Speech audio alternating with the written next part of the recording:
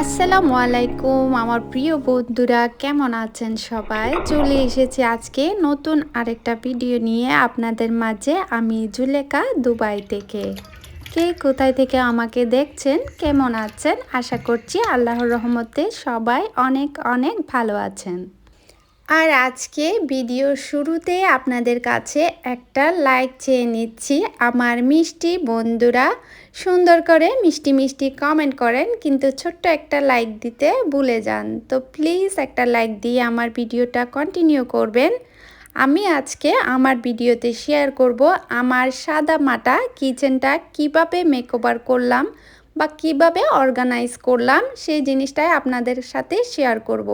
যেহেতু আমার কিচেনে টাইলস নেই, শুধু রং করা, তাই দেখতে এবং একটু সেতসেতে লাগে। তাই আমি আজকে আমার কিচেনটাকে একটু মেকওভার করব, কারণ যেহেতু ভিডিও বানাই, ব্লগ করি, দেখতে সুন্দর না লাগলে আসলে কিছুই ভালো লাগে না। আমরা মানুষ মাত্রাই দর্শনদারি, তারপর গুণ বিচারি। প্রথমে আমরা দর্শন করি, তারপর গুণ বিচার করি। তো চলুন আজকে আপনাদের সাথে শেয়ার করব জিরো বাজেট বা কম বাজেটে কিভাবে আপনি আপনার কিচেনটা একটু সুন্দর করে পরিপাটি করে নিতে পারবেন, সেই জিনিসটাই আপনাদের সাথে শেয়ার করব। আশা করি ভালো লাগবে, আর ভালো লাগলে আমার চ্যানেলটি সাবস্ক্রাইব করে পাশে থাকতে পারেন। আমার আপুদের কিচেনটা তো অনেক সুন্দর, তাদের প্রয়োজন নেই যে সুন্দর করার। তা আমি যে চুলা রেখেছি টেবিলটা একটু অয়েলি অয়েলি ভাব হয়ে গিয়েছে, আর এটাতে আমি স্টিকার লাগিয়ে দিব। আর স্টিকার লাগানোর জন্য আমি এটা আগে ক্লিন করে নিচ্ছি। যেহেতু রান্না বান্না করা হয়, প্রতিদিন মোছা হয়, তারপরেও একটু তেলে ভাবটা মুছে নেওয়ার জন্য স্টিকারটা যাতে ভালো করে লাগে, তাই আমি ভালো করে মুছে নিলাম। তো দুবার করে আমি মুছে নিয়েছি, 2-3 বার করে, আর একটু শুকনো করেও মুছে নিয়েছি। যেহেতু পানি ভেজা ভেজা থাকলে স্টিকারটা লাগবে না, তাই আমি ভালো করে মুছে নিয়েছি কয়েকবার করে। আর এই যে এই স্টিকারটা এখানে লাগিয়ে নিব। তো লাগানোর আগে আমি মেজারমেন্টটা ঠিক করে নিব। তো মেজারমেন্ট ঠিক না হলে দেখা যাবে বড় ছোট হয়ে যাবে, যার কারণে আমি সুন্দর করে আগে মেজারমেন্টটা নিয়ে নিচ্ছি। তো চোখের আন্দাজ বা হাতের আন্দাজেই নিয়েছি। তো কাট করে আমি বসিয়ে দিব। এর আগে আমি আর কখনো স্টিকারগুলো লাগিয়ে নিই, এই যে ওয়ালে লাগিয়েছি, এখন হচ্ছে টেবিলে লাগাবো। তো স্টিকারগুলো মোটামুটি কাজেরই, জানি না কতদিন স্টে করবে। তো লাগিয়ে দেখি, খুব একটা কস্ট না, একটা বান্ডেল নিয়েছে 3-4 টাকা এখানে। তো এই তো আমি লাগিয়ে নিচ্ছি সুন্দর করে, দেখা যাক কতদিন এটা থাকে। আসলে এটা ডিপেন্ড করবে আপনি কিভাবে এটাকে ব্যবহার করছেন।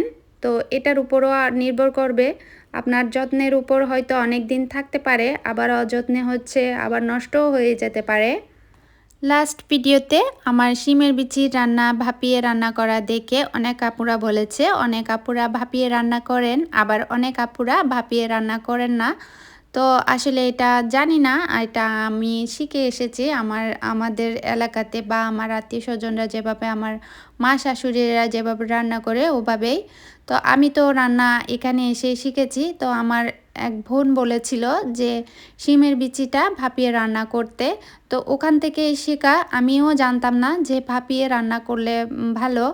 তো জানি না কীরকম ভালো। তো দেখতেই পেলেন গতবার আমি রান্না করেছি, একটু ফেনা ফেনা হয়েছে। তো এই তো মাঝে মধ্যে আপুদের কমেন্ট পড়ে থাকি বা আপুদের কমেন্টের রিপ্লাই দিয়ে থাকি। অনেক আপুদের কমেন্ট পড়ি, আবার অনেক আপুদের কমেন্ট পড়ি না, বা অনেক আপু চাই যে আপু আমার কমেন্টটা পড়বেন। তো এভাবে আসলে কমেন্টটা পড়া হয়।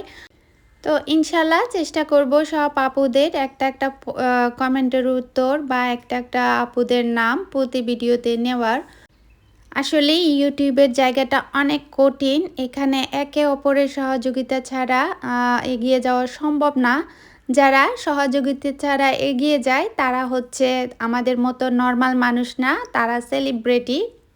আর আমাদের কিন্তু সেলিব্রিটি হতে হলে একে অপরকে লাগবেই।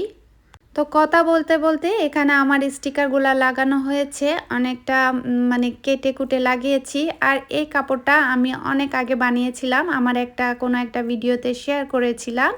এখানে আমার বড় স্ট্যান্ডটা লাগানো আছে। তো স্ট্যান্ডটা আমি চুলার নিচে দিয়েছি, যেহেতু কিচেন ছোটো, বা এটা অনেক সময় বেসিনের উপরে লাগাই। যেহেতু বেসিনের উপরে লাগানোর আমার কোনো সিস্টেম নেই, তাই এটা আমি এখানে নিচে রেখেছি। আমার বেসিনের উপরে ওখানে কপাট আছে, অতটা স্পেস নেই, যাদের স্পেস নেই তারা এটা কিন্তু বেসিনের উপরে লাগায়। তো আমি কিন্তু কৌটাগুলো ভালো করে মুছে নিয়েছি, এগুলো আমি ধুয়েছি, তো আরেকটু সাজানোর আগে আরেকটু মুছে নিয়েছি। আর এখন আমি আর কোনো রিফিল করব না, তো রিফিল করার সময় হলে আমি সবগুলো একসাথে রিফিল করে নিব। এখানে যে খালি জায়গাটা আছে এখানে আমি একটা ম্যাট বিছিয়ে নিব। তো ম্যাটটা বিছিয়ে নিলে ভালো লাগবে আর পানিও সোক করে নিবে। তো নিচেও একটা ম্যাট বিছিয়ে নিচ্ছি, যেহেতু রান্না বান্না আর ধোয়ার কাজে অনেকটা পানি এখানে পড়ে, তাই এখানেও একটা ম্যাট বিছিয়ে নিয়েছি। আর এই ম্যাটটা যখন আমি নিচ্ছিলাম, আপনাদের ভাইয়া বলছে এটা কি ম্যাট নিচ্ছ, দেখতে ভালো লাগছে না।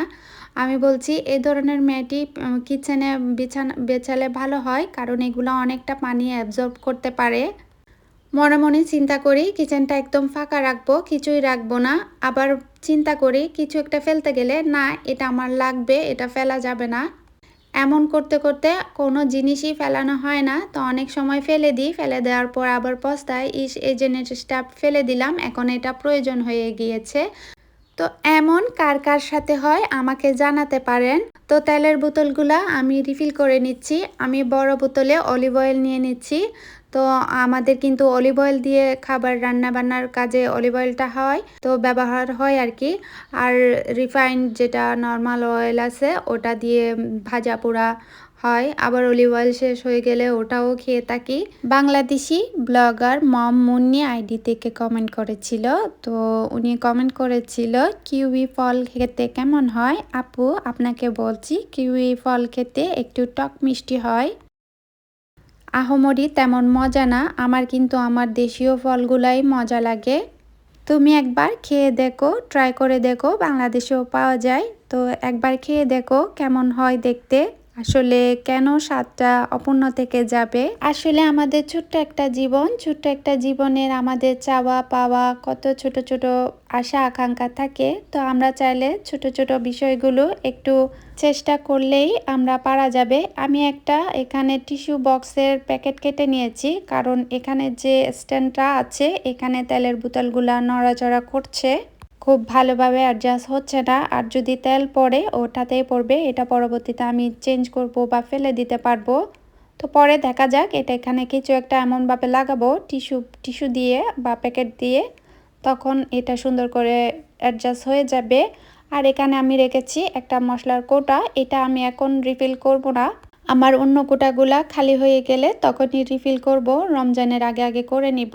এখন যেহেতু কোটাতে মরিচ মশলা আছে তাই আর নিচ্ছি না এখন, তাই এটাও ধুয়ে মুছে রেখে দিয়েছি, পরবর্তীতে কাজে লাগবে।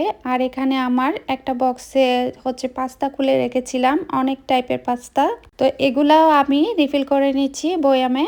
আমার মিষ্টি মিষ্টি গুণবতী আপুরা কিন্তু খুব সুন্দর করে রমজানের প্রিপারেশনটা নিয়ে নিচ্ছেন, অনেকে তো খাবারও প্রস্তুত করে নিয়েছেন, আমি এখনও ফ্রোজেন কিছু প্রস্তুত করিনি। আর দেখা যায় রমজানে আমি খুব বেশি ফ্রোজেন আইটেম বানাই না, কারণ আমার হাজব্যান্ড ফ্রোজেন জিনিস খেতে খুব একটা পছন্দ করে না, তারপরেও কিছুটা তো বানিয়ে রাখতে হবে, তো ওগুলা কিন্তু এখনও ধরা হয়নি। তো এই পাশে চিন্তা করেছিলাম একটা কপাট বা টেবিল নিব, এটা আমার কাজে লাগবে, তো এই পাশটা খালি আছে, এমনটাই আছে। তো দেখা যাক, যদি পারি ইনশাল্লাহ রমজানের আগে কিছু একটা নিব। তো এখানে আমি আপনাকে পুরো কিচেনটা ঘুরে দেখাচ্ছি। এখানে আগে থেকে যে কপাটটা ছিল এখানে আমি কিছু জিনিস রেখেছি, যে জিনিসগুলো আমার কম প্রয়োজন হয় সেই জিনিসগুলো আমি এখানে রেখেছি। তো বক্স আছে যেগুলো একটু কম ব্যবহৃত হয় আর কি, প্রয়োজন কম পড়ে, এই ধরনের জিনিসগুলাই আমার এখানে রাখা। আর এটা একটা ওভেনটা চালু আছে কিনা জানি না, এটাতেও আমি কিছু অপ্রয়োজনীয় জিনিস রেখেছি। অপ্রয়োজনীয় বলতে যেগুলো আমার পরে ব্যবহার করবে এমন কিন্তু কয়েকটা জিনিস এখানে আমি রাখলাম। তো এই ওভেনটা চালু আছে কিনা আমি জানি না, কখনো দেখিনি। তো যাই হোক, এটা আমি ব্যবহার করব না। তো নিচের কপাটে এখানে অন্য কিছু যেগুলা ঘর মোছার জিনিস, ডিটারজেন্ট, স্যাভলন এই ধরনের জিনিস, হারপিক। তো এই যে আমার সাদামাটা একটা কিচেন, তো আমার একটা মনে দুঃখ আছে যে আমার কিচেনে কোনো জানালা নেই, জানালাবিহীন একটা কিচেন।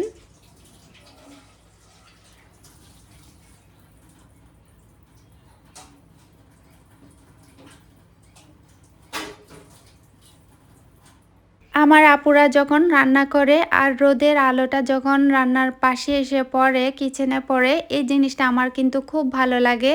তা আমার জানালাওয়ালা কিচেন খুব ভালো লাগে। জানালা ছাড়া আমার কিচেন একদমই ভালো লাগে না। তো এটাই আমার মনের দুঃখ।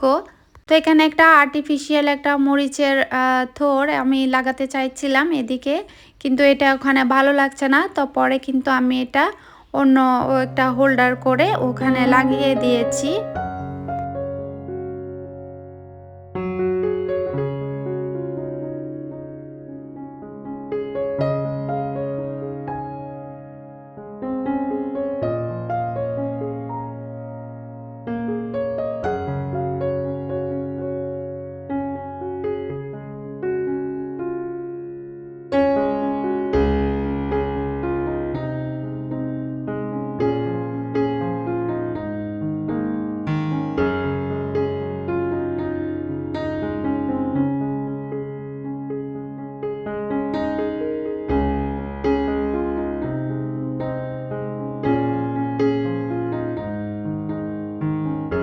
তো শূন্য বাজেট আমি এজন্যই বলেছি, এর থেকেও অনেক জিনিস আমার আপুদের কাছে আছে, অনেক সুন্দর সুন্দর জিনিস।